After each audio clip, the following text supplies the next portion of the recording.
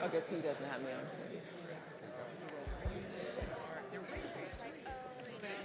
Should I go ahead? Yes. Yeah? Yeah? Yeah? Yeah? Are you trying to say something? No. Okay. All right. Hi, everyone. It's time to start. Good evening. It's a pleasure to be here. I'm Amber Esseiva, the acting senior curator at the ICA and the curator of the exhibition that brings us all here tonight. This is, thank you. This is a first in a series of programs for this exhibition, and in a lot of ways, a flagship program for the show. Tonight we have the pleasure of welcoming 6 incredible participants who have either shaped my research, inspired my work, or worked directly with me to build this show. The program is designed in a way that was advised by me by our colleague Shockoe Institute, who's not here tonight. And it's a bit unusual in the sense that it will progress throughout the evening. Each participant will come up and we will work through themes from the macro to the micro until we land on a Mazie Meredith, closer to the end of the program. I'll introduce each participant as they come up, and then we will sit together on the stage and have a conversation, which I encourage you all to be a part of. Quick housekeeping, of course, silence your cell phones, please. And if you need to use the restroom or if you need to leave for any reason in this program, use the upstairs door by the exit signs. So, our first presenter this evening is Mario Gooden. For many of us in the art world, and definitely for me, Mario's book, Dark Space, which came out in 2016, was my first introduction to Mabel Meredith. He wrote about her in the context of queer sexuality, the building of her home with her partner, in a chapter in this book that it was very foundational to my work and that inspired me to find out more about Mabel Meredith in Richmond. And so it's by plan and somewhat by luck that Mario is our first participant this evening. Mario Gooden is a professor in the School of Architecture in Columbia University. You'll notice that many of our, Columbia University is very represented this evening. 3 of our participants who are talking about architecture are somewhat the foundation of the program there. Mario has been included in a variety of texts around Black identity and architecture, and not to exclude Dark Space. But both Mario and Mabel, who will speak to us tonight, were probably included in any research material that I had for this exhibition. He is the co-director of the Global Africa Lab at Columbia University with Mabel Wilson. And he has contributed to many books, as I said, and has had many awards. His practice merges architectural design, landscape history, culture, and performance. And this evening, he will give us a performance that is titled after the first chapter of the book that inspired my work for this show. So, Mario Gooden.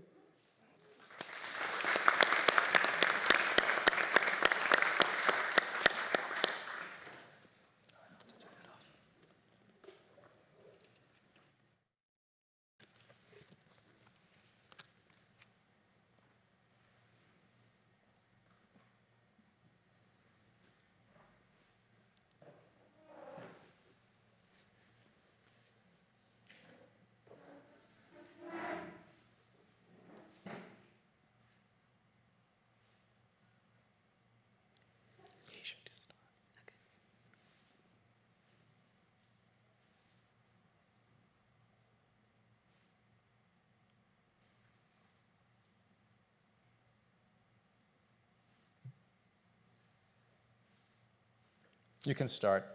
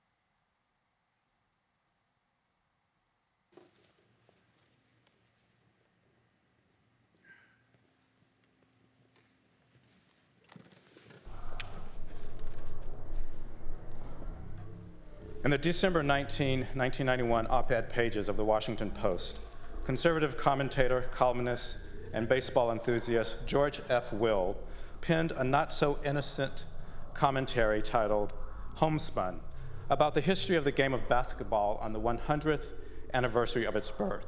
The author of such sporting titles as Men at Work, The Craft of Baseball and Bunts, begins his piece with a nostalgic description of a small wooden relic, a piece of a floor of the old gym in Springfield, Massachusetts, where in the winter of 1891, Dr. James Naismith invented the game of basketball.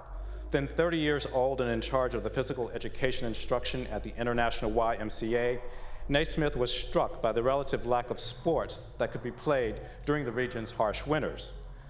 The original baskets were just that, 2 peach baskets hung from the lower rail of the gym's balcony, which was exactly 10 feet high.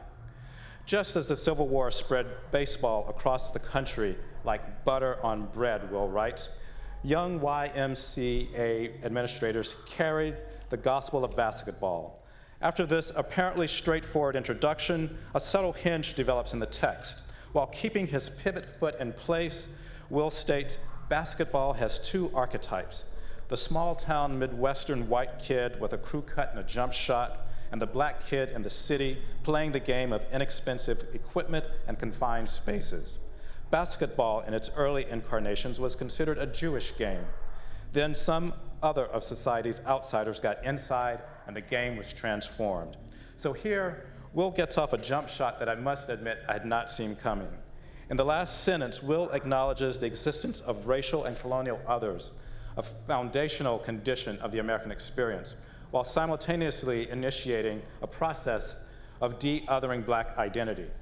The essay then proceeds to mention that many of the achievements of blacks along the march towards inclusion in American society involved athletics and a construction of relationships between distinct American cultural forms, baseball, basketball, jazz.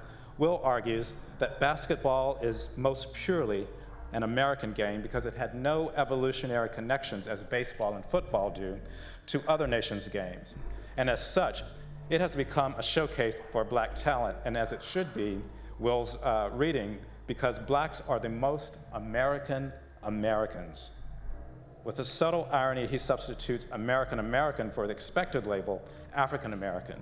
In doing this, Will eliminates the double consciousness of black identity, as well as a signifier of always seeing oneself through the gaze of a white lens.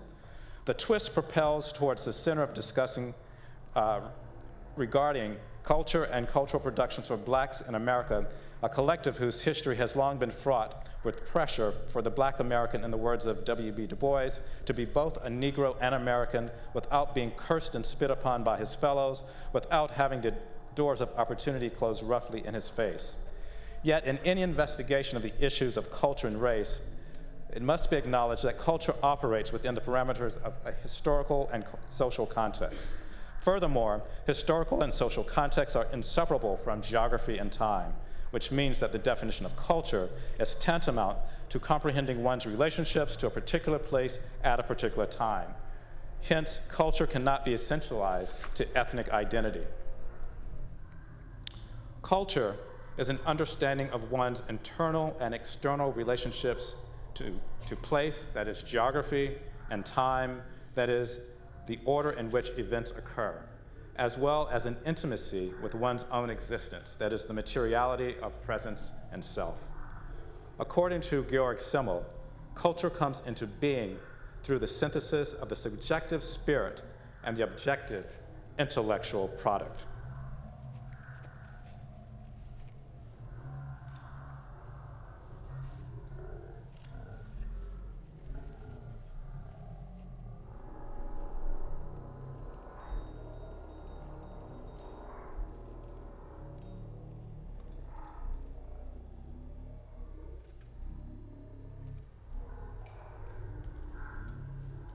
However, unlike sports, music, film, art, and design, which are cultural productions defined by representation, patterns of consumption, and in some cases, mass production, architecture is neither consumed nor indiscriminately mass-produced. Architecture spatializes political, social, and historical relationships as well as instrumentalizes subjectivities. It brackets place, time, and materiality to events in order to produce meanings and discourse. Therefore, architecture cannot be essentialized to race or racial representations, a process that invariably results in stereotypes, commodification of identity, and a regime of visibility that reifies the dichotomies of otherness, that is, white versus black and us versus them in American discourse. When African slaves arrived in the American colonies, they were deprived of their cultural artifacts that had identified them in their homelands. They were stripped from their homelands, stripped from their families, stripped from their cultural traditions, stripped from their traditional dress, and sold bare upon the auction blocks of colonial slave markets. African slaves were even stripped of their names and given new names by slave owners. All visual motifs of identity were stripped as well.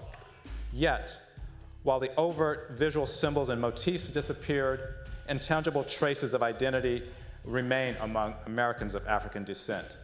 The slave body, which originally belonged not to the Black American but to the slave owner, has become for Black Americans an instrument of social and political commentary and protest in subtle, elusive, and ambiguous ways. Black style, as it has been called, involves an evolving semiotics of Black creation that has been designed from its very outset to impose a degree of individuality on the numbing uniformity bred of slavery, poverty, Jim Crow laws, and anti-Black racism.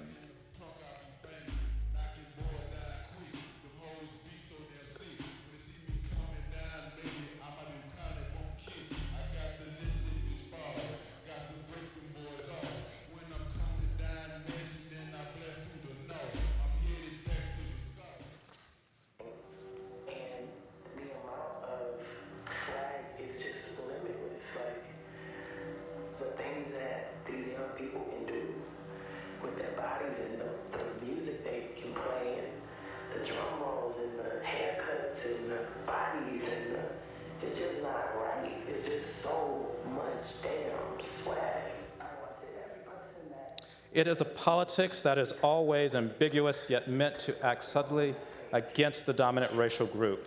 In fact, it's not about politics of style at all that refers to images and representations. Rather, it is a politics that refers to spatial practices of resistance. This is a manner in which Black bodies occupy and move through space, negotiate spatial relationships, and create alternative spaces for creative expression and daily affirmation of life in an oppressive American society.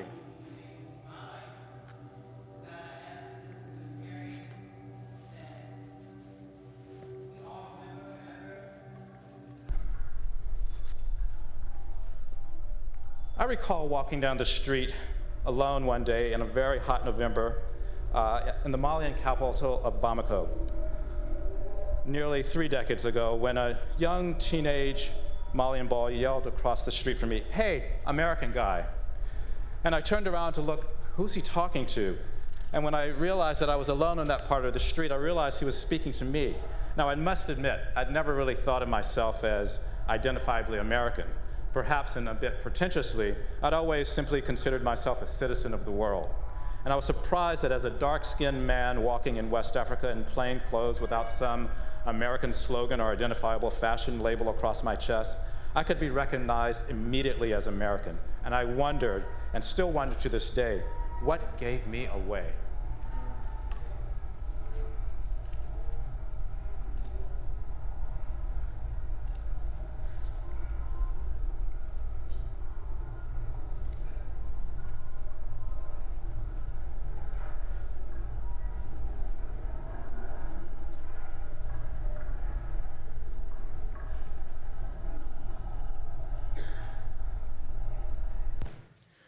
In music, these intangible traces ignited the passions for the Negro spiritual, gospel music, blues, whose meters and cadences measured not only the despair of Blacks, but the triumph of the Black spirit. And of course, there's jazz, Americans' classical music. It is the first indigenous American style to affect music in the rest of the world. Its rhythms and improvisations are a direct reflection of Black spatial relationships to society, culture, and politics. Likewise, in the visual arts, the paintings of Jacob Lawrence and the collages of Romare Bearden capture the motion and history, as well as the complexities of Black American life. These examples escape the traps of essentialism and stereotypes and suggest that Black identity is neither determined by the color of Lawrence's abstract figures, nor the costumes of Ailey's dancers, nor the skin color of Bearden's jazz performers. Rather, Black identity is wrapped up in the spatial expression of Black life that is translated through these modes of production. Therefore, how can architectural modes of production resist image and representation to translate Black American life into spatial liberation, and to create alternative spaces for creative expression and affirmation of Black sentience? How can architecture synthesize the subjective spirit and the objective intellectual product to construct a uniquely American architecture born of Black complexity? Yet the absorption of Black cultural production into the larger category of made in America is, in fact, it began with the initial introduction of African slaves to the American continent in ways that are not limited to slave labor. This absorption takes the form not only of subtle cultural traces, but includes direct African knowledge. While historians have primarily focused on the tectonics of formal attributes of domestic structures of the enslaved Africans and the vernacular structure of Black Americans, the spatial practices of Black people relative to modernism have only recently gained any, if any, scant attention, even though Black domestic life and labor gave rise to a significant number of inventions that are an index of architectural modernism in the United States from the turn of the 20th century onward to today. The intersection of architecture and Black American life does not simply express the static conditions of ethnic identity. Rather, as a cultural practice, architecture must interpret and translate the historical, social, and political context of a place and how one comes to be in terms of that place. Such an architecture should reveal meanings, situations, and conditions that acknowledge Black sentience and affirms Black life and a recognition of the existential meaning and knowledge, the confirmation of that life and liberation.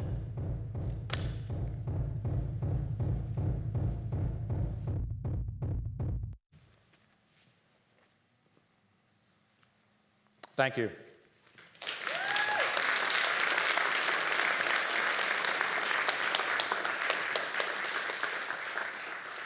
Thank you, Mario. I'm excited to talk about this at the end of the evening. But next is Mabel Wilson. She's a professor of architecture, planning, and preservation at Columbia University.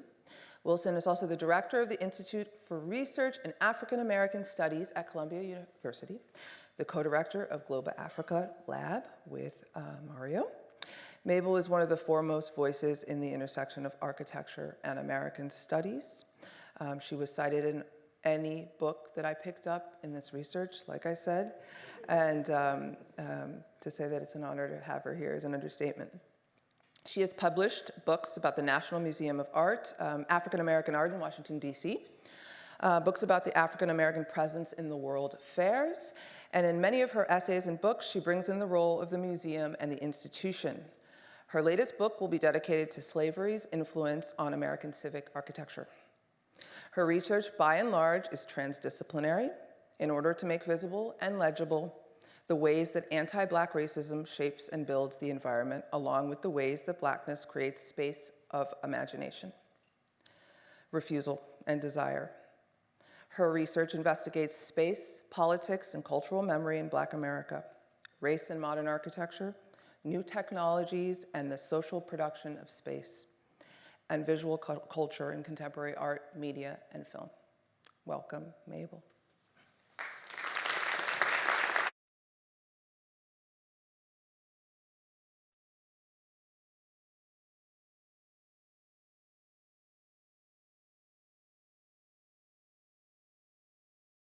Yeah, because I know you guys were mics.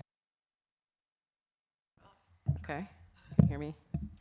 Great, let me just turn it down so I can see. Great, and I think I have to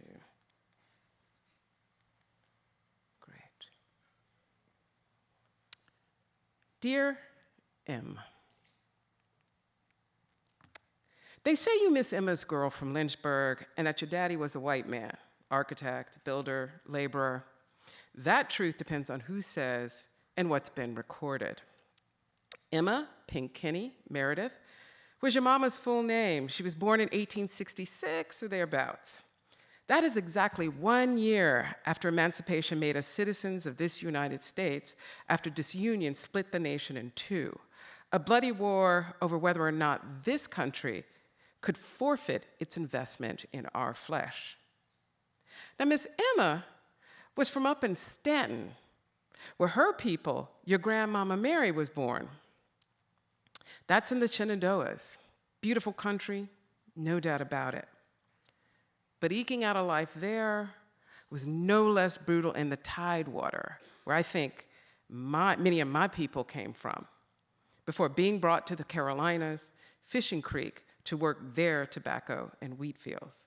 Miss Emma and Miss Mary, those women worked hard, kept house, kept the family as best as possible, even though the men came, sometimes went. Because the law said black women like Miss Mary and her mother before her were like the cows and the horses, the candle holders and the mattresses, the silk dresses and leather shoes. White men could pass on their property to their heirs. White masters believe their property, our kin, was rightfully theirs whenever, wherever they desired. After all, the Supreme Chief Judge of the United States ruled categorically in 1857, when your grandmama Mary was about 10, that girls like her had for no more than a century before been regarded as beings of an inferior order and altogether unfit to associate with the white race, either in social or political relations, and so far inferior that they had no rights which the white man was bound to respect, and that the Negro might justly and lawfully be reduced to slavery for her benefit.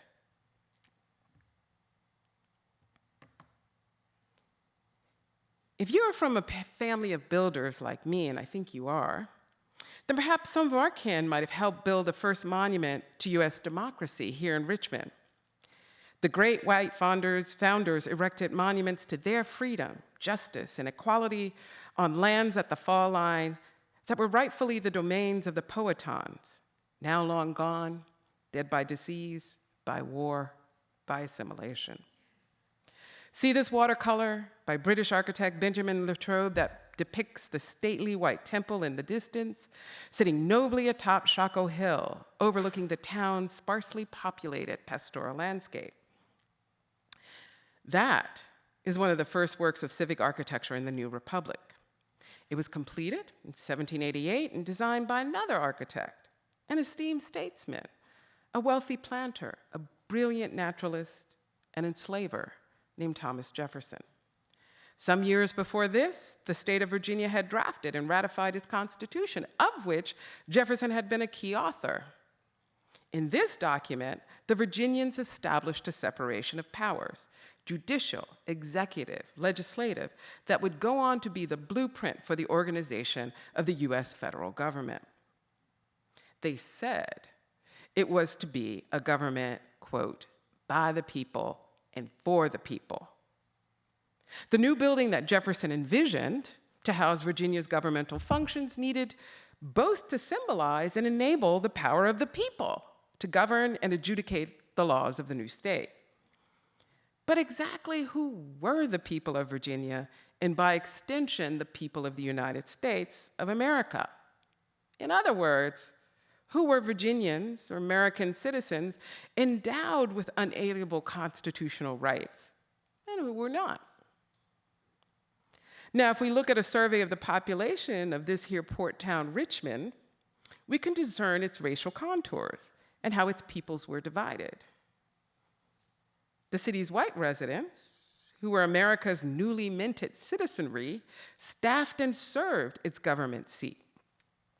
They patronized its taverns, shops, stables, and inns. They profited from its docks along the James River and from its warehouses, trading in tobacco and slaves. And they lived in the wood frame houses shown in the foreground of Latrobe's watercolors.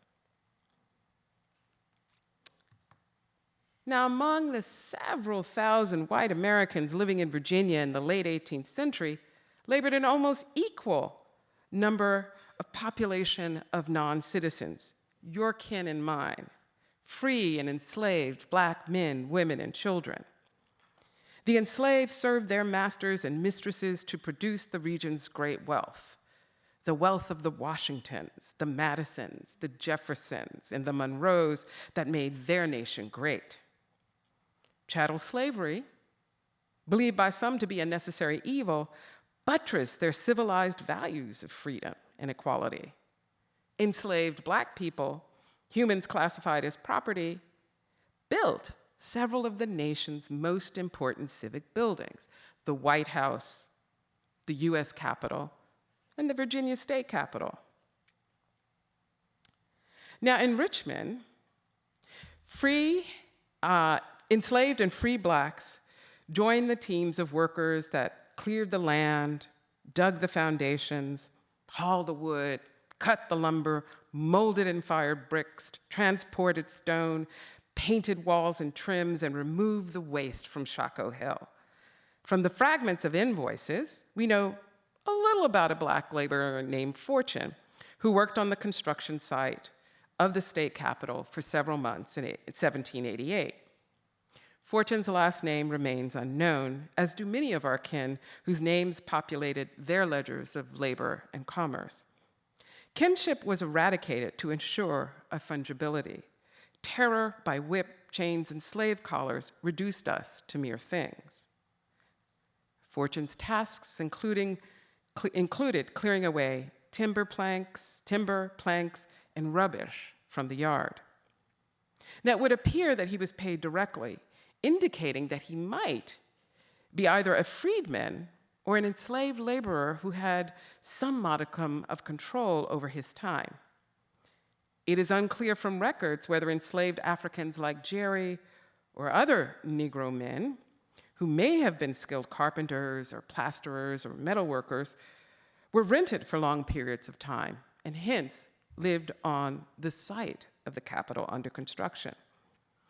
But given that Richmond was already a busy port town, the enslaved population, including women and children, provided a range of services from cooking to laundering to stabling. Enslaved Blacks provided a significant portion of the labor necessary to erect Jefferson's temple to civic life. Designed by white architects, edifices like the Virginia State Capitol stand as Enlightenment's monuments to the power of reason and the virtue of equality, justice, and freedom.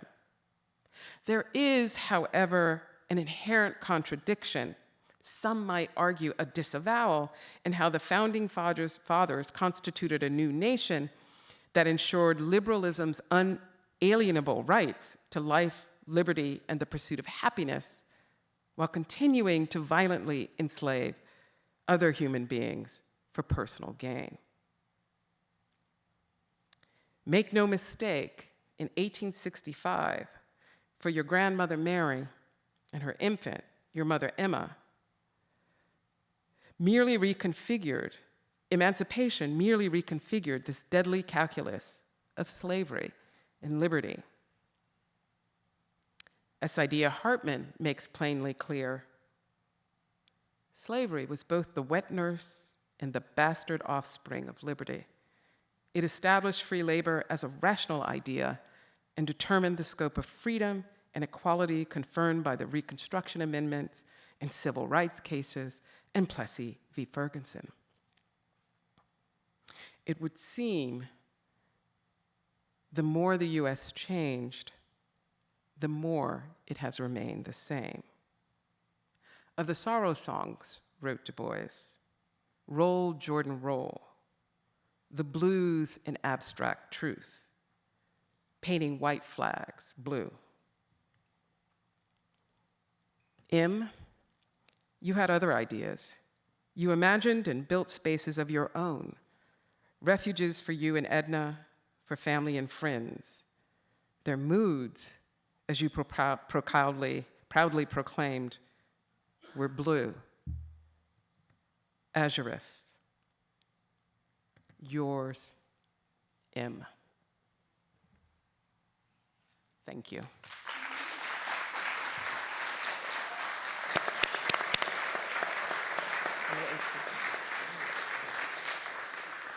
Thank you, Mabel.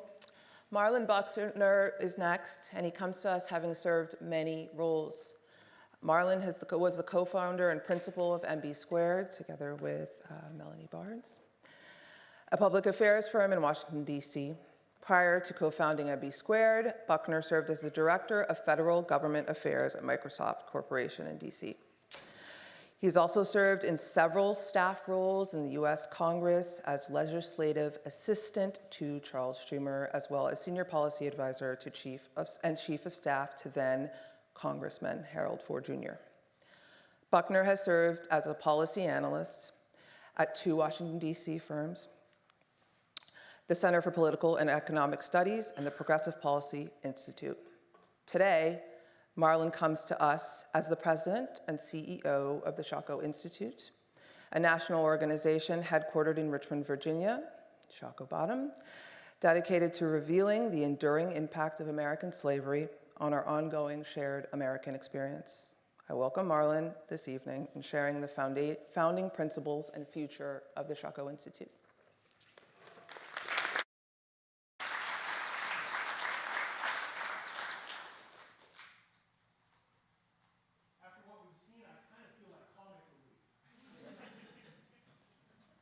Amber, thank you so very much.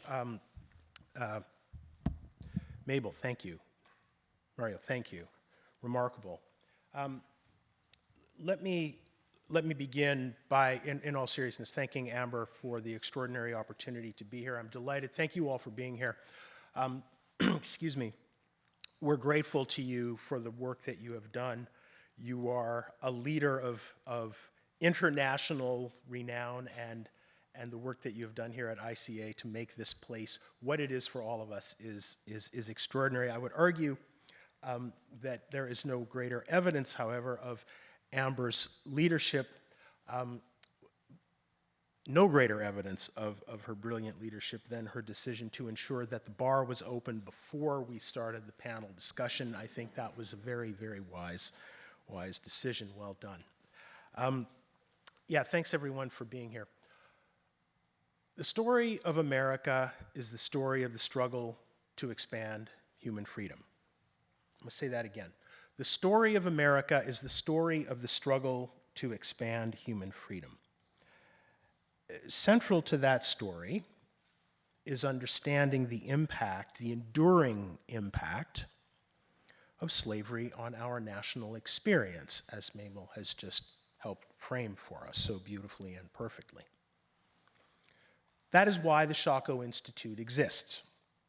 Our mission is to help illuminate the enduring impact of American slavery on our shared American experience. And so, over the course of the next few minutes, I'll just offer a few words about our purpose, our background. I'll offer some insight into how we plan to carry out our mission, and I will reflect a little bit on some of the critical questions that my colleagues have raised here thus far. But first, while Amber asked you to silence your phones, yes, do please keep them silent. However, I would ask that you take them out now, go to shockoeinstitute.org, follow us on social media, because y'all, I got an institution I got to build here, so please. Yeah, apropos of that.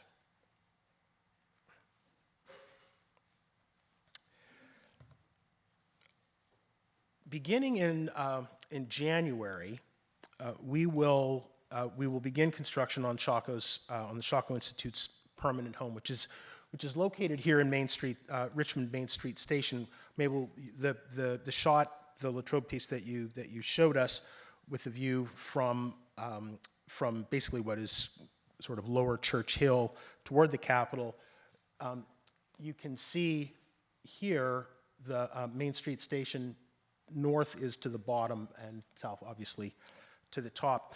The Institute will be located in the lower 12,300 square feet of Main Street Station, and in the oldest part of the city, as Mabel has taught us.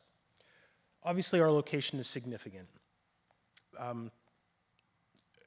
Main Street Station today sits in the middle of what was the epicenter of the domestic slave trade. That area of Richmond, where between roughly 1800 and 1860, no fewer than 875,000 enslaved Americans were sold into the deep south. No fewer than 875,000. Our calculations suggest that's probably north of 1 million, but to be conservative, we're going to say about 875,000. This was, of course, the so-called Middle Passage, Second Middle Passage.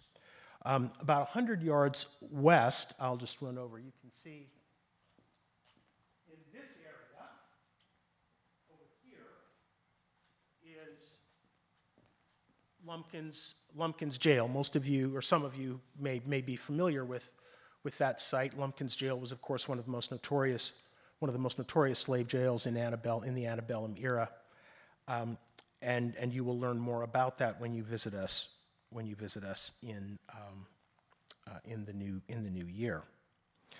About 100 yards west, you see 95, and what 95 does, of course, is covers over what was, we believe, the second highest concentration in the nation, at least second only to New Orleans, of the businesses and critical infrastructure that facilitated America's human trafficking business. That's what the domestic slave trade was. It was human trafficking.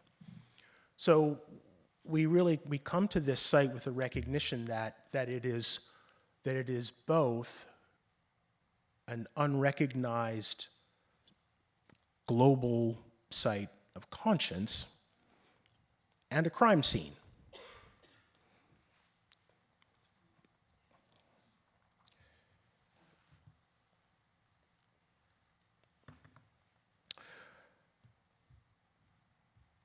When we open next year, you will be invited into a 12,300 plus square foot exhibition space that is meant to serve as a place of learning, of reflection, and of action. And I'm delighted to report that we are actually more or less on schedule. Our architecture, yes, exactly, yes.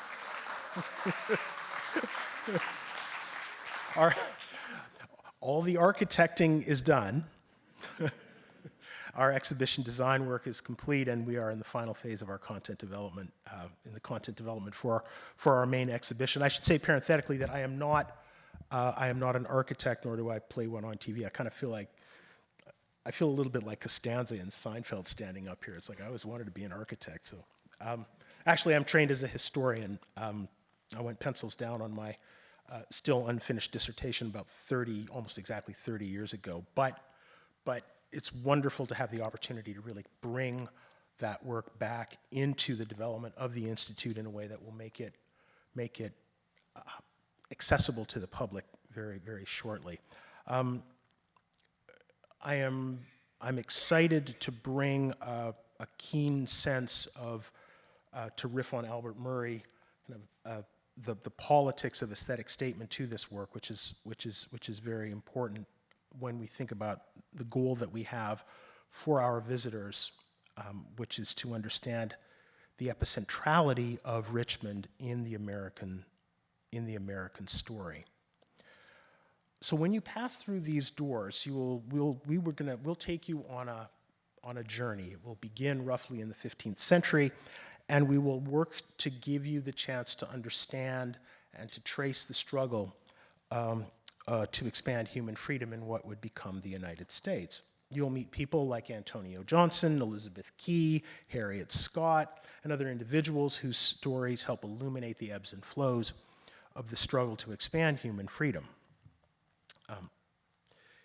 You will meet the enslaved, and you will meet the enslavers, and you will be asked to grapple with the complex interplay of the forces that shape not only the American story, as it was, but in particular the through lines. And this is really where we hope to make a significant contribution. When we talk about the enduring impact of American slavery, and I say American slavery on our shared American experience very specifically, so that we are locating this institution exactly where it was in its unique form, and understanding its role in shaping our world, our nation, and our lives today. The through lines that we talk about are the precedents, really, for the challenges that we face today, and our hope is that we will be able to present this experience to visitors in a way that will allow you to grapple with some new information and new evidence, allow you to grapple with the challenges of today in ways that you might not have been previously able to do. And so in exactly the way that Mabel just gave us a wonderful brief view into that history, we're going to give you the opportunity to see what it feels like to bring that history forward and to ask questions about contemporary life using that information and understanding that history in ways that you might not have previously, so that we can give visitors the opportunity to ask that most important question, the so what, who cares? Why are we doing this? How do these histories inform our lives, and how do they inform the work that we're going to do both today and in the future? The stories that we tell at the Institute, I think, will really gain extraordinary resonance from the fact that we are telling them in the place where it happened, in Shockoe Bottom. And we hope that through evidence-based scholarship and innovative storytelling, we can make the Shockoe Institute a sanctuary, really, a sanctuary where we can better understand the through lines from past to present in service, I think, of that all too regularly disregarded national truth articulated so well by James Baldwin when he said, "Each of us helplessly and forever contains the other, male and female, female and male, white and black and white. We are part of each other." Many of my countrymen appear to find this fact exceedingly inconvenient and even unfair, and so very often do I, but none of us can do anything about it. And I think Baldwin really captures for us the centrality of what it is that we are trying to accomplish at the Shockoe Institute. This is an exercise in explicating the unique American version of a kind of universal humanism that we spend far too much time wanting to forget, too little time bringing data and evidence to bear to remember. And I'm hopeful that when you have the chance to visit, when we open later next year, that you will use the stories that you experience in the Institute to better guide your own decision-making about the ways in which that universal humanism can inform our everyday life and the growth and the vitality of our community. So, look forward to discussing this in greater detail, and thanks very much for your attention.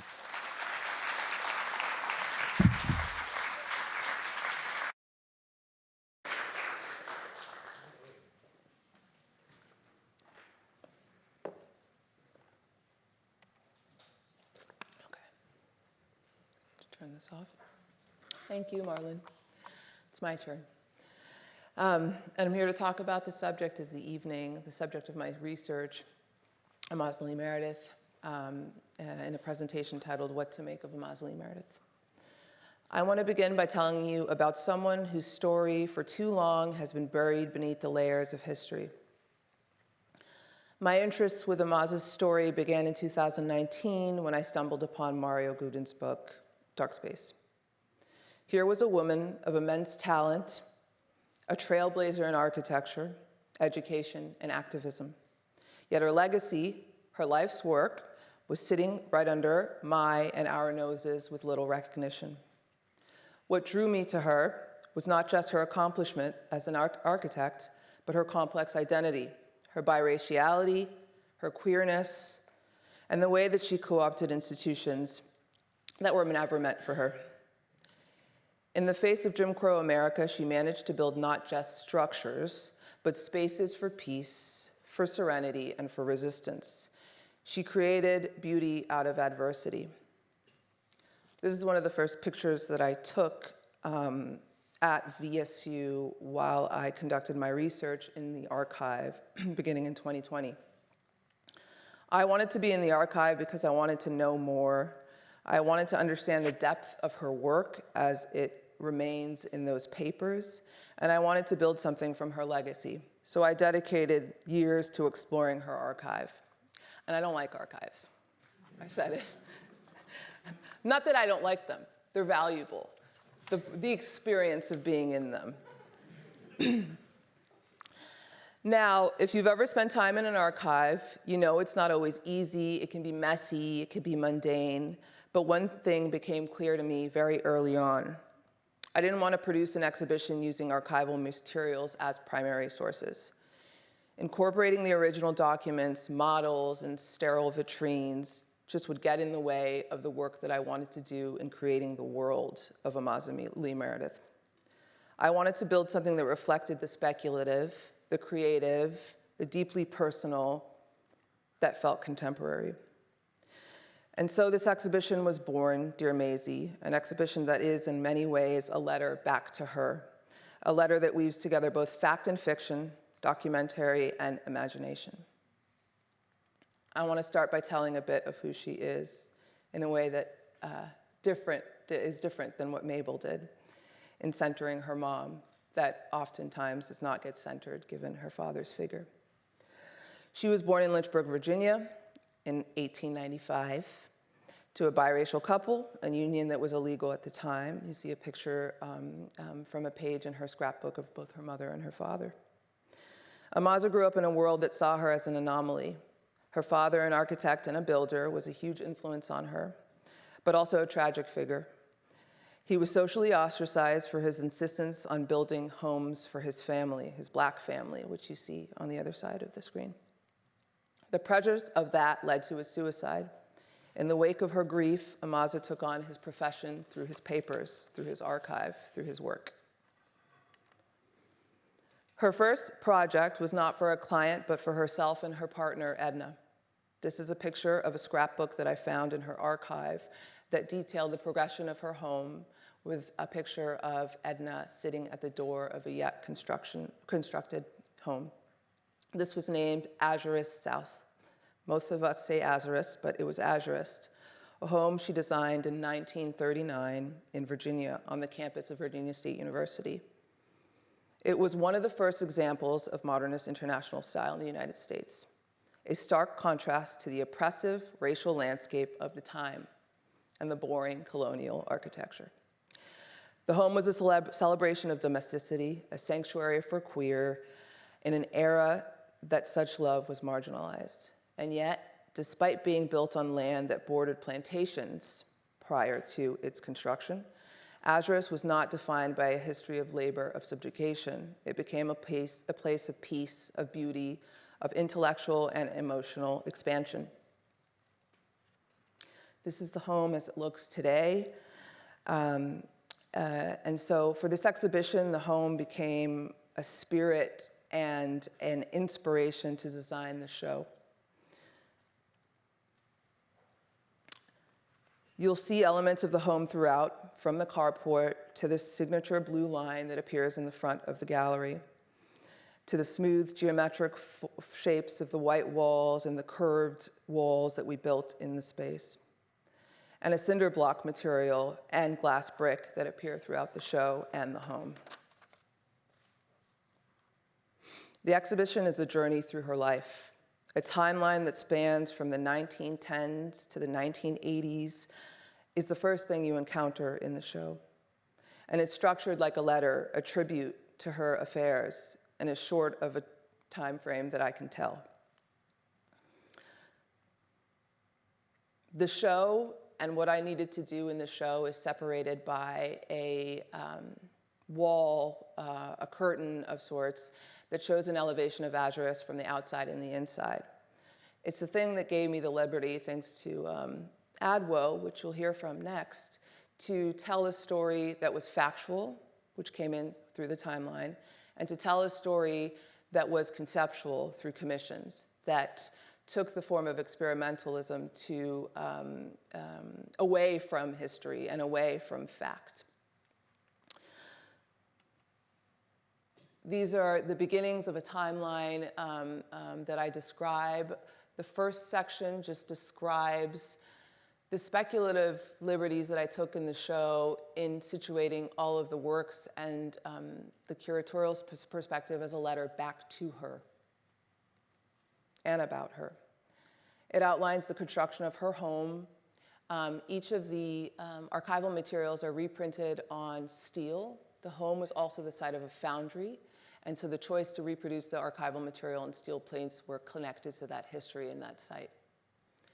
It tells the story of her deep relationship to her students, many of which became the foundation of the Black art world and art history world of the time, and remain important figures today. I was kind of shocked to see the through lines between people like Regina Perry and Stafford Evans to trace them back to Mazie Meredith that were their teachers.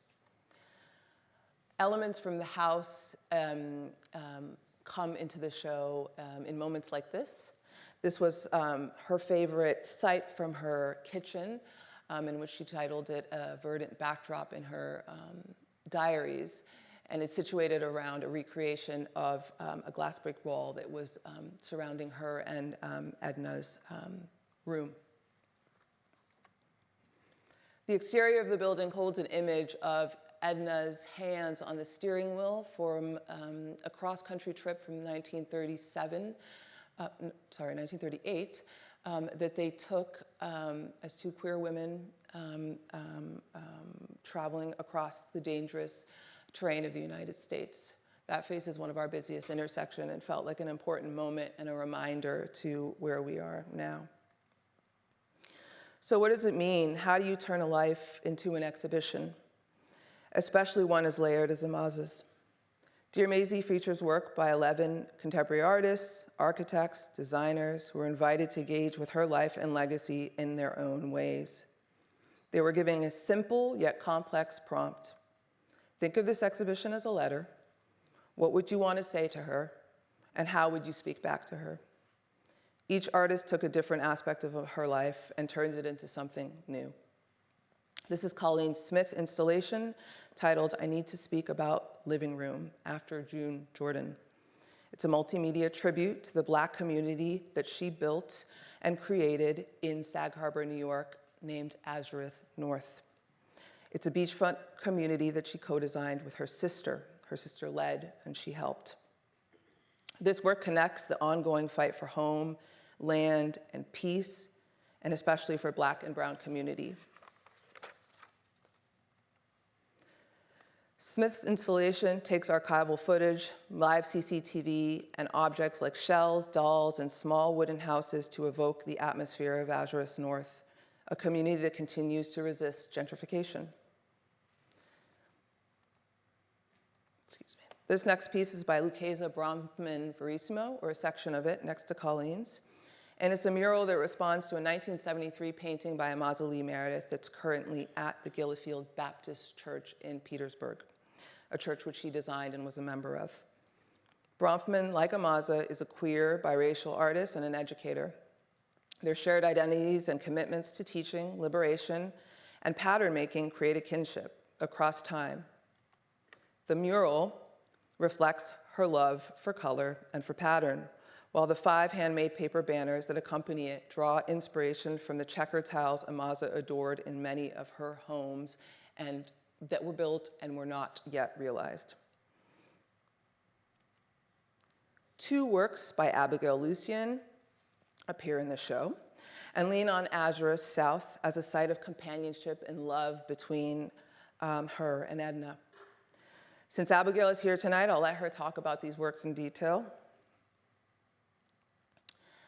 This sculpture is by Shabalala's self. She stands as a larger-than-life representation of a Black woman modeled after Amaza.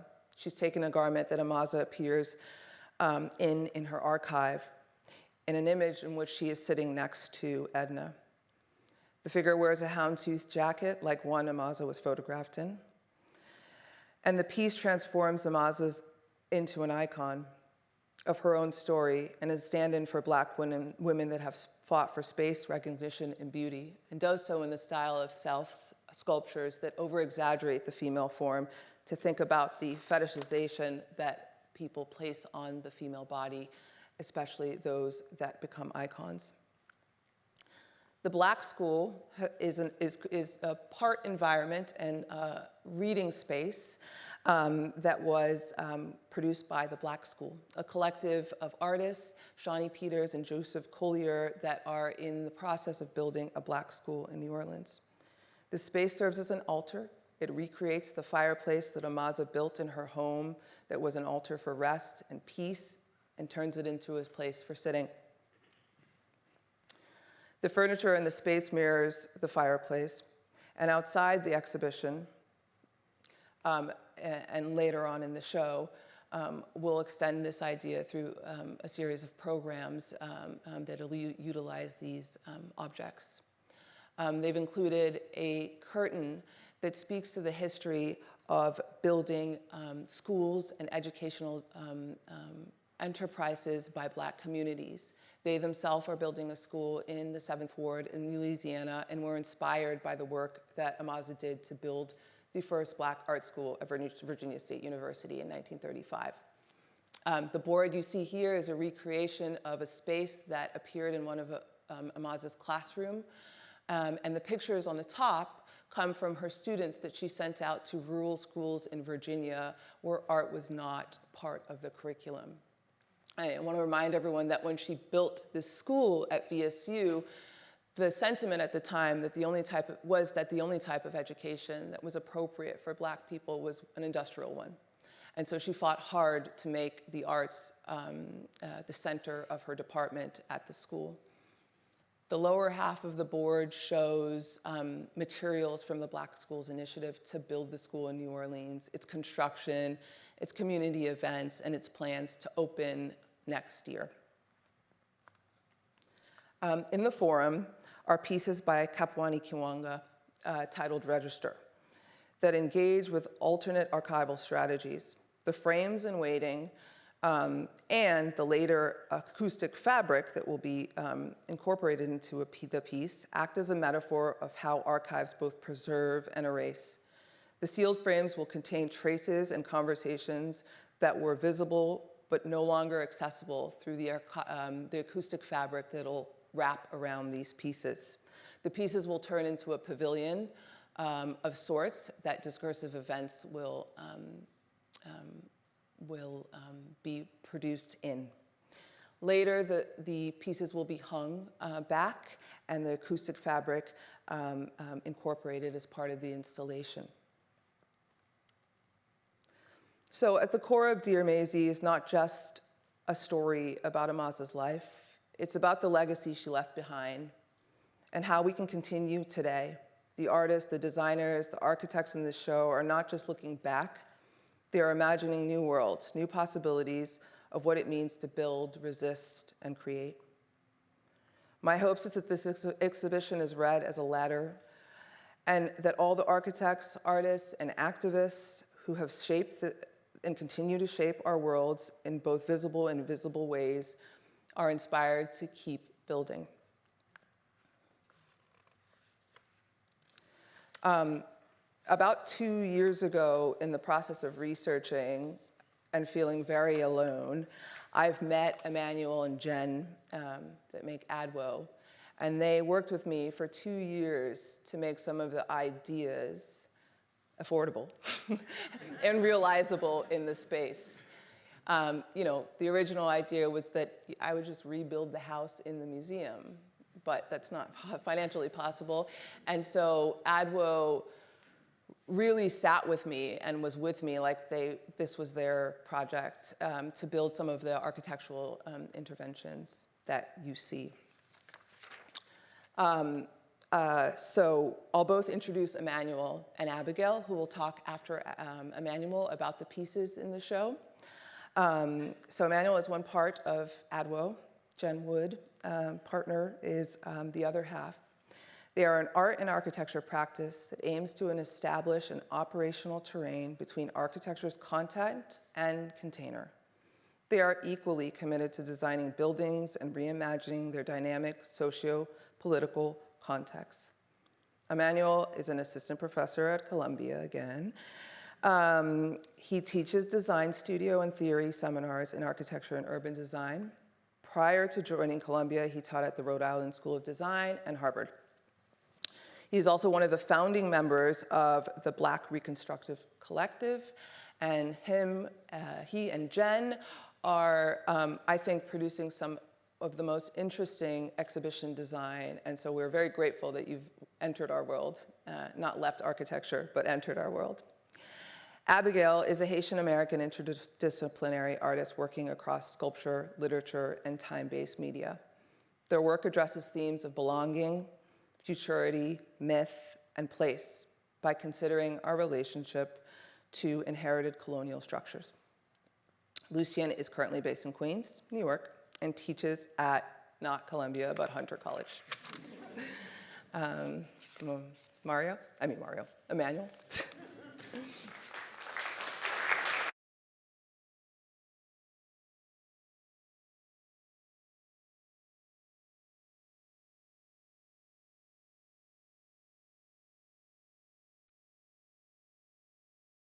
All right. So before I start, I'll just apologize. We should have coordinated, Amber and I, because when you spend 2 years working on a project with someone, it's hard to get that person's voice out of your head. And I think the way I understand this project is very much through Amber's voice and her thinking and her conceptualization of the project. So there will be some slides that you've seen before, but I'll try to quickly go through most of it. I'll say, so Amber really invited us to think about an exhibition design that offers generative and open-ended explorations of Mazie Meredith's world and legacy. And I think I would say that this experience of designing the show has been really transformative to our practice because it helped us understand how exhibition design could be actually a generous effort of removing oneself from the scene. And a lot of the work that we did in the exhibition design was actually trying to reproduce one-to-one scale versions of Mazie's work without necessarily altering them or modifying them too much. I'll also be saying we throughout this presentation, and when I say we, I'm definitely referring to Jen, Amber, and myself, but of course also everyone at ICA VCU who made this happen. And also all the writers, thinkers, and activists and archivists who continue to steward Mazie's work and legacy. So the challenge was to really frame an exhibition or a form of engagement with the archival materials in the commissioned works that is established through iterative engagements with 2 material registers. And the 2 things that we really obsessed over were the series of binders that, of course, Amber had photographed and framed for us, and the house, Azure South. And for us, the scrapbooks where Mazie had documented her life through photos, annotations, newspaper clippings, and hand lettering demonstrates another type of architecture. And this was definitely an architecture of kinship and solidarity. And these binders are filled with evidence of relationships that she maintained across space and time. And I would say this generous sensibility is also apparent in the way she documented her home throughout the scrapbooks. And we were specifically drawn to the affective proximity between her photographs and handwritten captions, mostly because they invite new interpretations as a series of suggestive portals. And most of the photographs in the archive are fragments of the architecture she designed, accompanied with text which kind of serves as musings in abstraction and intimacy. And Amaza's scrapbooks also demonstrate her love for color, both through written descriptions on black and white photographs and small color blocks, paintings around the drawings that she would produce for various design projects. So our first move, really, as exhibition designers was to find ways to think about her relationship to color and language. So we started sketching out Pantone approximations of the colors described in her notes, with some of the forms from her scrapbooks, as ways to allude to the unknowable aspects of her life as a Black queer woman in the 20th century. As we began to construct the archival timeline, the color blocks served as notations for the gaps in the archive. And these were, of course, aspects of her life that refused to be contained and documented.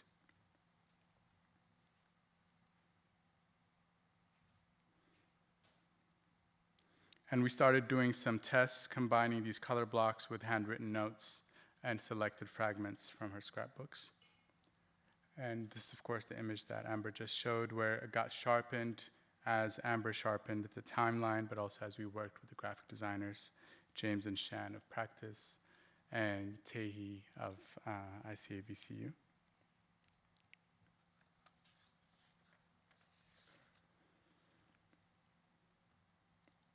The exhibition design puts these artworks in relation with those one-to-one fragments of her architecture, as I mentioned.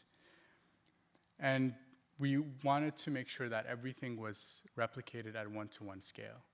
So even the gap between the two sides of the elevation is determined by the thickness of the actual walls for Azure South.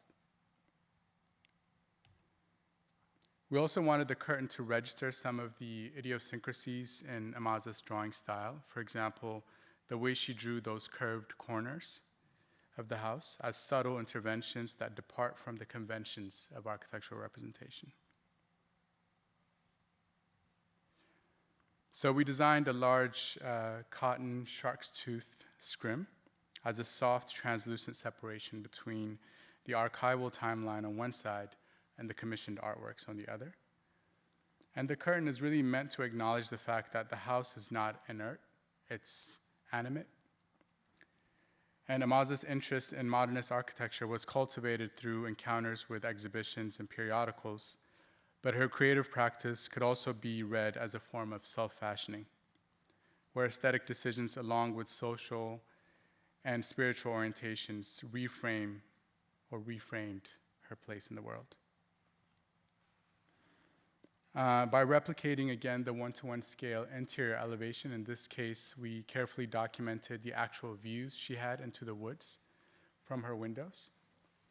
But we also wanted to articulate the distinction between the stark white exterior and the vibrance of the interior. And the shark's tooth was really conceptualized as a woven approximation of the plastered exterior of Azure South. And we were searching for textile that evokes the bumps, textures, weathering patterns of that plastered exterior. And these were some mock-ups that we made in the studio to test some material options and to calibrate the level of resolution and opacity between the two sides.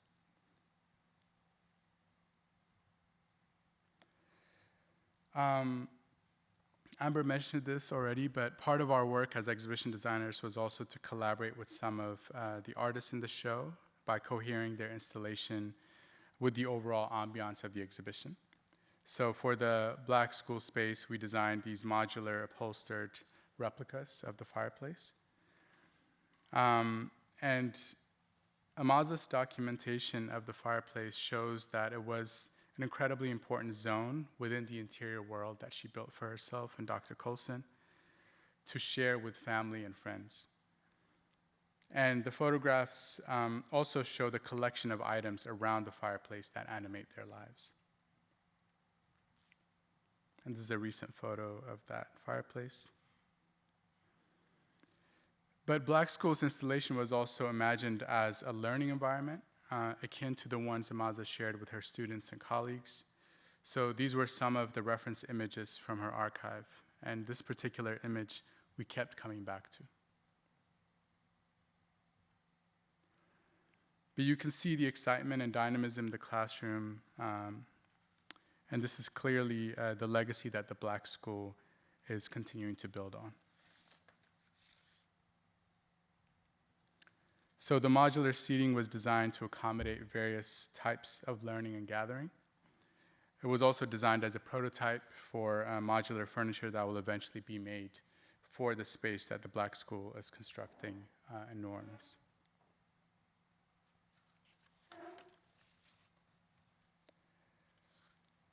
And Amber mentioned this already, but these contemporary images were taken to simulate the views from her home, and this was one of those views. And a one-to-one replica of the carport canopy serves as an entry point to the gallery. But it was also important for us throughout the conversation with Amber and the graphic designers that the actual identity of the show also registers the series of letters that are in her archive. So as we were searching for ways to kind of register the title of the show, this became the source that we sampled. And I would say the aim at the end of the day is, of course, to keep animating the archive, Amaza's archive, and the spatial juxtaposition between the artworks and archival materials are imagined as offerings for life-affirming aesthetic practices. And maybe kind of the making of this exhibition is simply an excuse to write letters to each other across time and space. Thank you.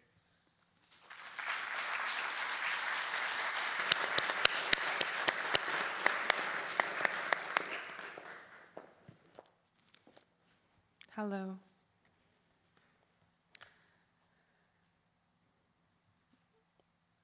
So I first want to say thank you for bringing me here and bringing me into your research, and reverence for Amaza, Amber, and to VCU, and for making this such a returned home.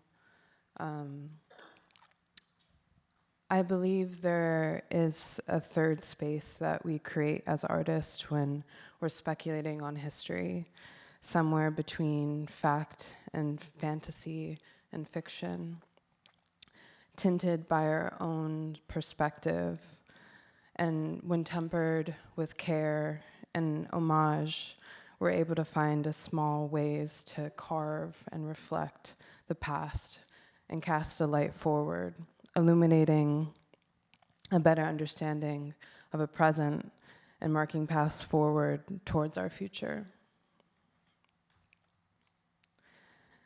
When invited by Amber to honor the life and work of Amaza Meredith, my thoughts lingered to the dedications of ritual space that circulate both within and outside the home, and often are blurring the lines between an exterior and an interior psyche or domain or space.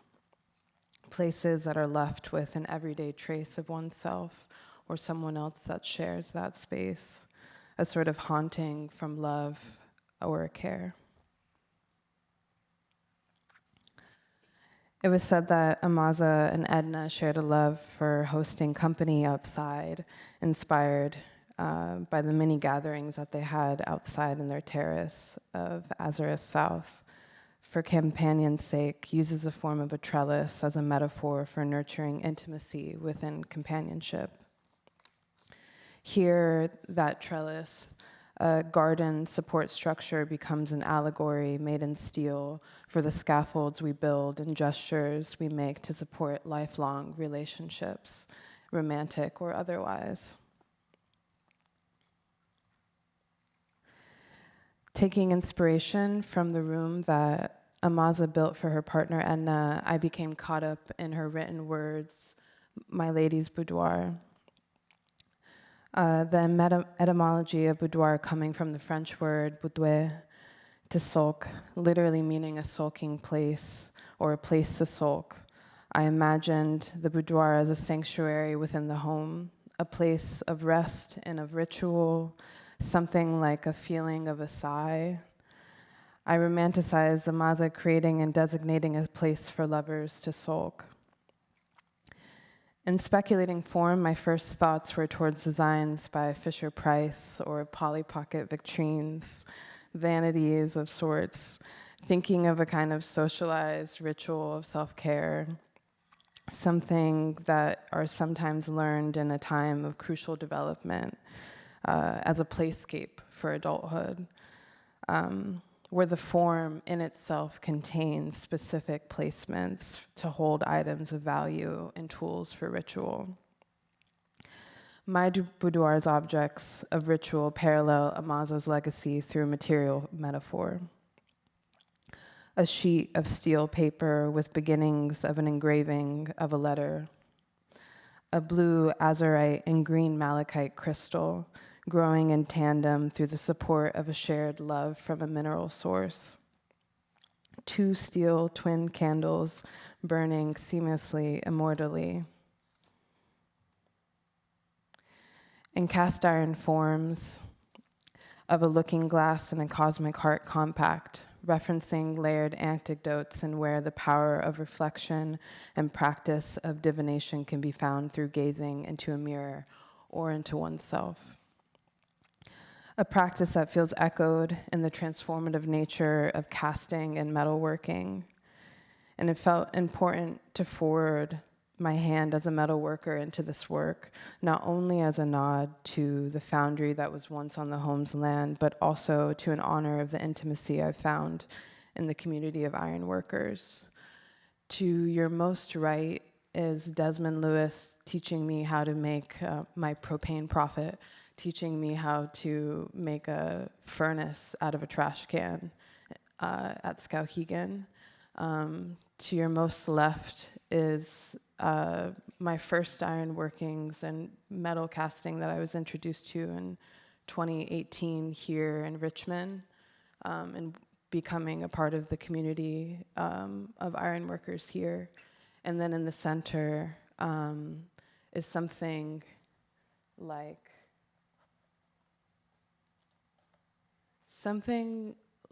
what the molten center of our earth may look like, but instead of iron is bronze, specifically molten Virginia bronze that was reclaimed from scraps of Confederate memorabilia.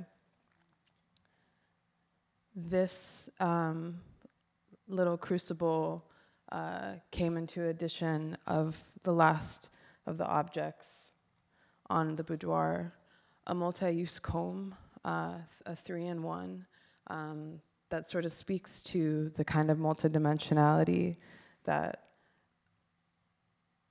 I admire and love and aspire for places that are of Black love. The boudoir itself becomes a plinth with offerings devoted to self-ritual, to care, to grief, to love, to loss, to unity, and to these moments of becoming. And at its center, a double-sided mirror that abstracts a sense of time that may be experienced by 2 people. both of these works stand as monuments to Maza's commitment to love and to her legacy. Thank you.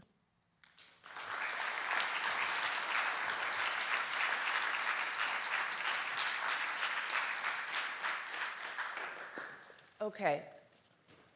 We've really run over time, but I still want to invite everyone to the stage. We'll open it up to the audience sooner than expected. I'll start, but those of you who have questions or want to contribute something, just shout out and raise your hand, and a mic will find you. So thank you, everyone, for being here.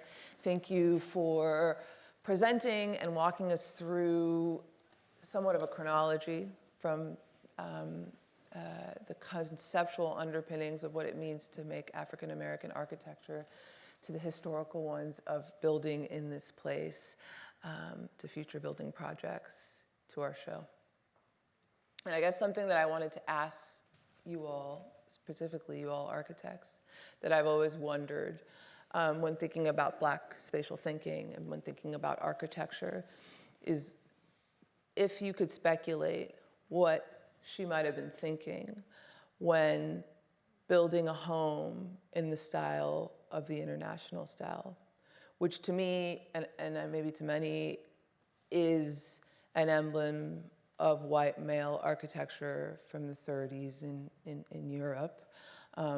As Emmanuel mentioned, a lot of her inspiration for the home came from her time in New York when she went to exhibitions at MoMA and in other sites in New York in which she was introduced to, or we think she was introduced to, the international style.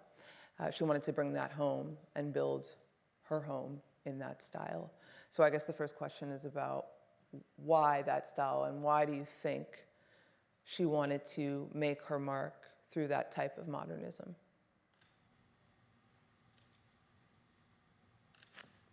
I'm not licensed. I just play an architect. Well, I think that, when and I don't recall exactly how I discovered this when I was starting to work on dark space, but I was just amazed that the citation for the National Registry of Historical Places talks about it as modernist, as a machine for living, referring directly to Corbusier. But what I think is remarkable about what Mazie Meredith did is she actually sort of took that, let's say, masculinist modernism and actually sort of queered it. And so what you get on the exterior really is a kind of mask of safety, if you will, for what happens on the interior, for the spaces that she makes for herself and for Dr. Carlson. And then you see it in the archives in terms of her notes about sort of rest and peace, which you would never see in a Le Corbusier sketch, right? Or in terms of an Adolphe Loos sort of sketch of one of his buildings. And the My Lady's Boudoir, there's also a kind of maybe double entendre there, referring to her relationship with Dr. Carlson, but it also in Adolphe Loos's, a couple of his projects, he refers to these spaces of where the women had spaces to kind of sit and chat, and the men had these other spaces, and he refers to them as the ladies' boudoir as well. So I was convinced that hers was a kind of reference to that, but in a kind of, let's say, queering of architecture in that kind of way. So I think that she was, highly, she knew that she was, let's say, subverting, if you will, the modernist language. And I think the other thing is that she was subverting it in a way to kind of create a space of freedom and liberation. So it's not a colonial ranch house, or it's not what one would have expected, in the middle of Virginia in the 1930s in terms of what one would build. So I think she was trying to, her intent was to build a space of freedom, or to build an architecture of freedom, not one that referred to a kind of past, which was a colonial past, or a past that was that refers to a history of bondage and enslavement. You want to add anything, Emmanuel? Yeah, I'll just add that, I mean, for us, when we're going through the images that Amber sent us, what was really powerful is just the deep spirituality in the work. And there's this one scrapbook fragment that we kept looking at, which was an image of a tree right outside of the house, and the caption says, "Only God can make a tree." So I think, unlike a lot of the canonical figures in modernist architecture, she actually had a much more intimate relationship to the planet. And she also had a very generous relationship to the folks who would frequent the home. There are lots of pictures in the archive of these parties after church.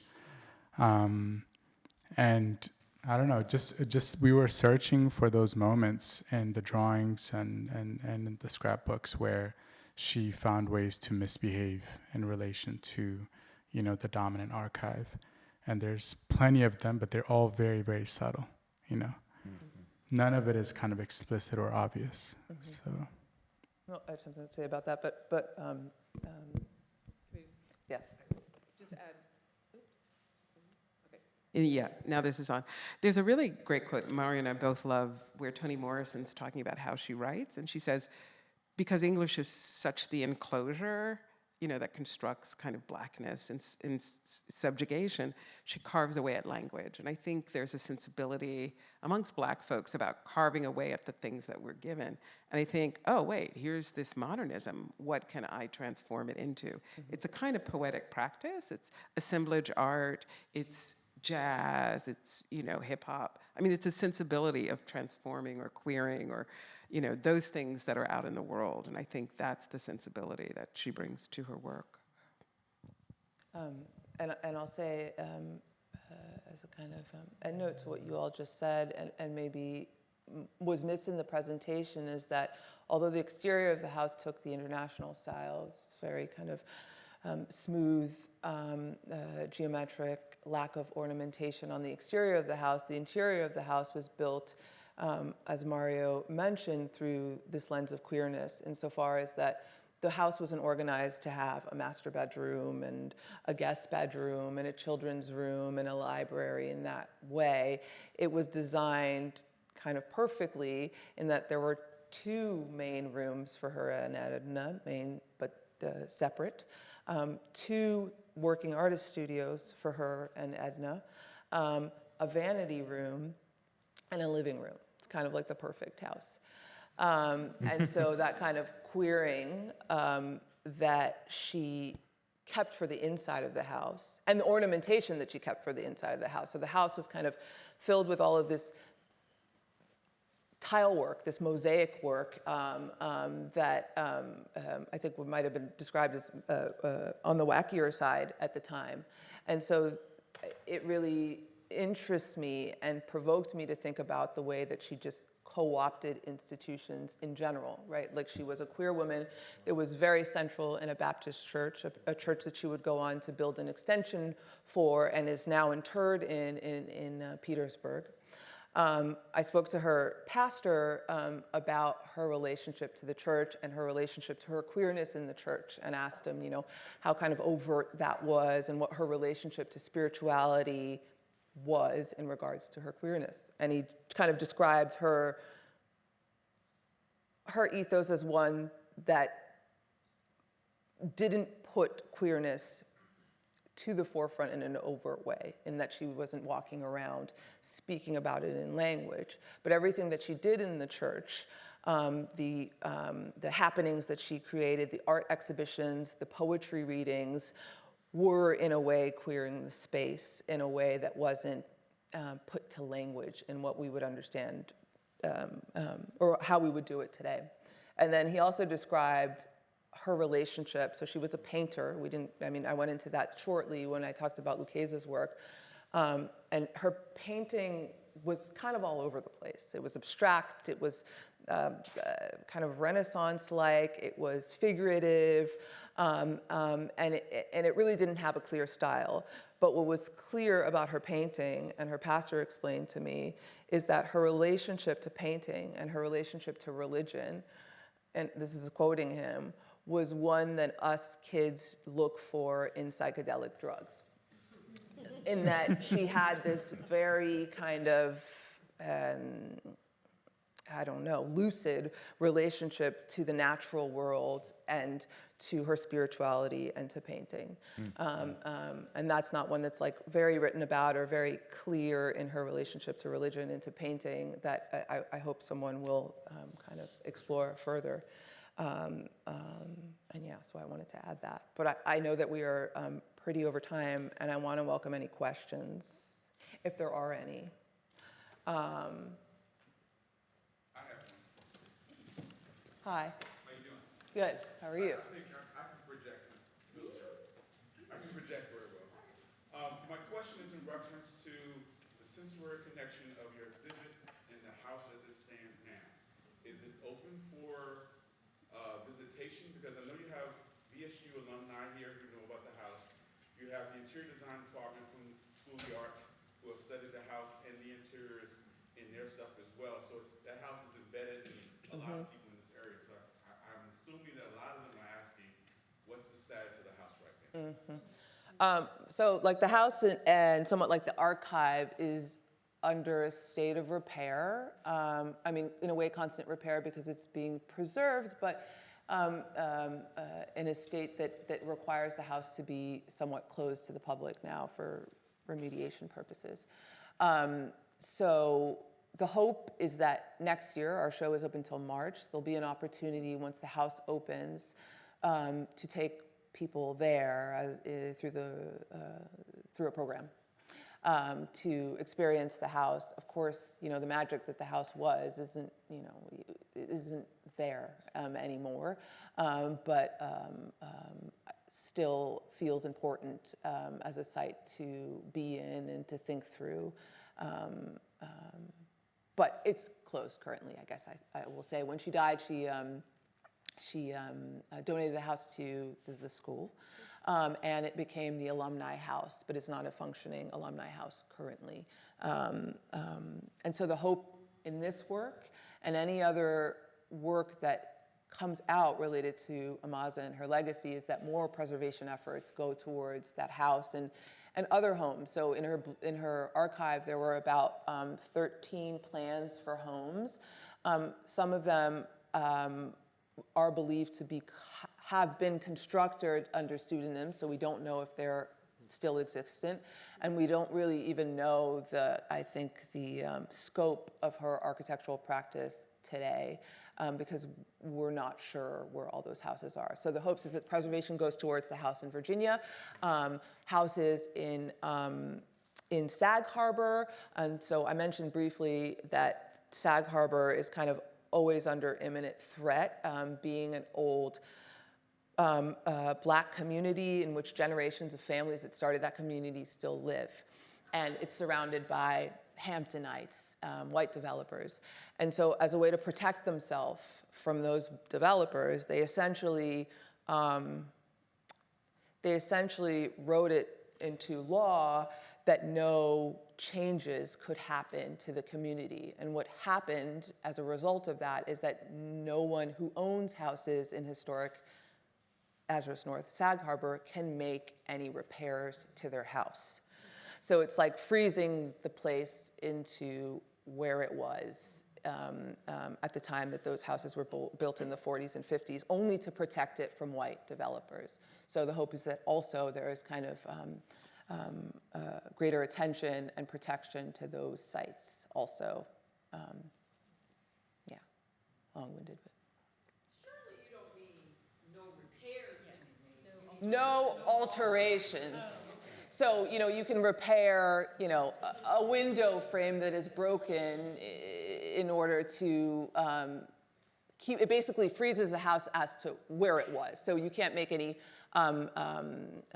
additions, you can't make any modifications to the house to make it last longer, but you can let it remain standing. So the cottage that she built with her sister is in utter disarray and potentially will be demolished because the type of work that needs to be done is structural, and they can't do that.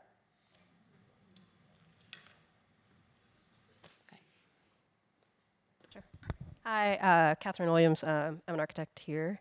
I actually know this house because I grew up like 10 minutes from it and spent my summers at VSU. So, but I didn't really find out about Amiza until I was in college, which is kind of like a sad state of things. But I also wanted to ask about sort of the artists and the people that you connected as far as the exhibit, because it seems, or I guess I wanted to know, was there any thought about where they were from, and like since you do have a panel that's mostly in like New York versus like Southern and people from the Southern area and connecting her. I know that, you know, her work here and her work in New York, and sort of the thought about geography of like people and place and that kind of thing.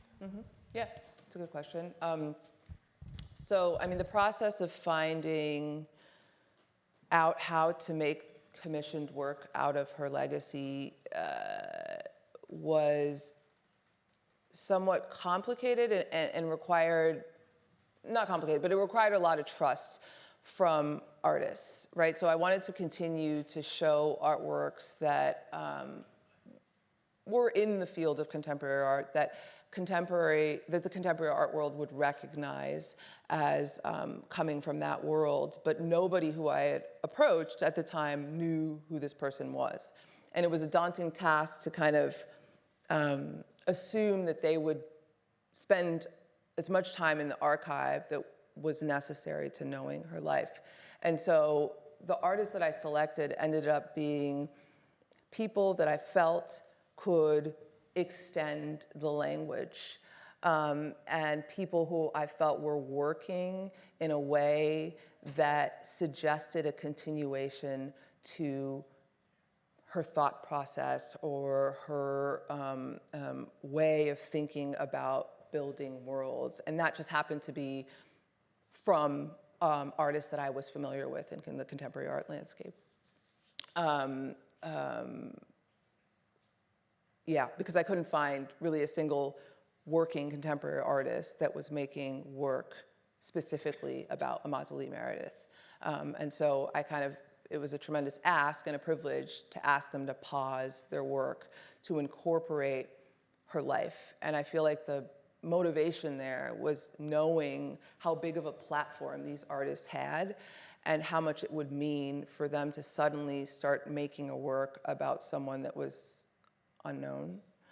And so, yeah, I think that platform was really, felt important to me to making it so this story reached other artists and other people thinking in that vein. I mean, I was saying this earlier, that because she did so many things here and in New York and in Texas, this show should be traveling and in chapters. You know, there's too much to tell in one space, and there are too many possible artists to think about in one space. But possible if the show went to Houston, if the show traveled to Sag Harbor and was retold through the lens of the artists in and around those communities. And so that's the hope. But again, putting her name out there was the first step. And it felt to me important to go to people that had the recognition and the attention to be able to get her name out further.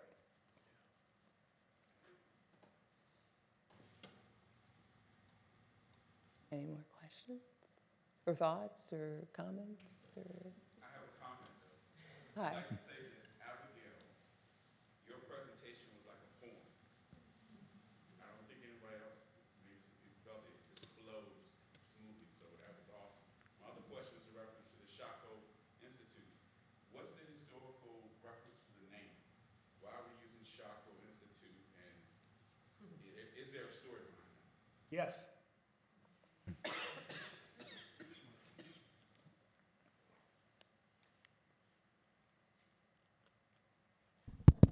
We're not a museum, we don't collect anything. And so like the Institute of Contemporary Art, we are a place of thought and reflection and of action. We wanted to, because we have worked assiduously to establish ourselves as a national organization headquartered in Richmond, it was important for us to bring the word Shockoe to the fore so that we can bring national attention to that place where those things happened. That was really the basic reason that we chose the Shockoe Institute. We didn't want people to be confused with all of the other efforts and initiatives that have been undertaken, that may be undertaken, et cetera. That's the simple answer.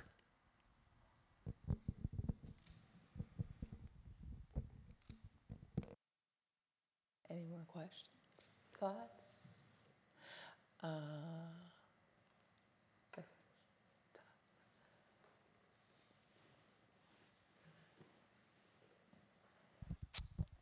I am curious, as Mr. Buckner has the mic in particular, what the artists and architects who aren't from Richmond would say to Mr. Buckner and Richmond about the legacy that's being described here and the lessons from this show that we kind of can take with the Richmond story.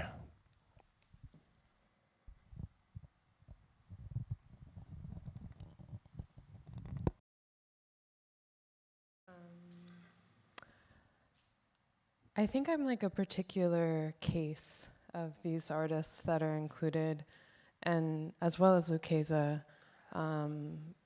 because we've spent time in Richmond. I taught at VCU for 3 years between 2017 to 2020, and I am also quite a nomadic individual prior to that and afterwards. And so I've spent a lot of my life sort of moving northward to get deeper and deeper into the South. And so I think coming, or at least like working on this project to reflect while I was living in Baltimore, and approached by Amber to reflect on her work, I think there was a lot of instances that sort of kind of emphasized or like highlighted these spaces of what it means to have a kind of Southern living and appreciate that. I don't know everything, and I think that about her life, and I think that that's something that leaves space to imagine. And I think that these like programs that are making way for education inside of Richmond and understanding the sort of context of this place is incredibly important. I think I remember living here and moving here in 2017, and a sort of like leading question, a lot of our sculptural classes were like, what do we do? Or like, how do we fathom our relationship to the monument? And over the course of my living here to 2020, really seeing a kind of reckoning happening before our eyes. And so I think in that time too, a sort of education of both like the land and the material being used and excavated of that space became more knowledgeable or more accessible to that knowledge. And so I can only kind of imagine how accessibility to the knowledge that is here, or the sort of like upbringing or bubbling up of the archive, can kind of create space where we are seeing artists from Virginia or from these spaces and Southern spaces who are learning about their ancestors from a really early age and sort of making a practice that revolves and centers and is inspired from the get. So I don't know if that completely answers your question, but I hope that was poetic for you too.